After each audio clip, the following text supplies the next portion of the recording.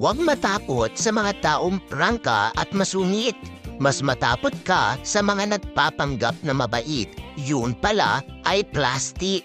May mga taong akala mo masama ang ugali dahil lagi nakasigaw, mahilig manita at masungit.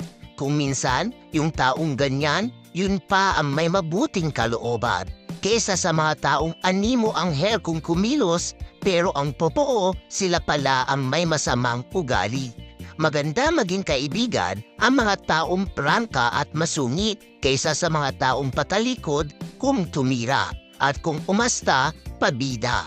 Lahat tayo may bad attitude pero hindi ibig sabihin nun masama ka ng tao. Di tulad ng iba dyan, kunwari mabait lang pag may kailangan at pag napapakinabangan yung isang tao. Tandaan mo, hindi tayo masungit o mayabang. Sadyang dilan nating ugali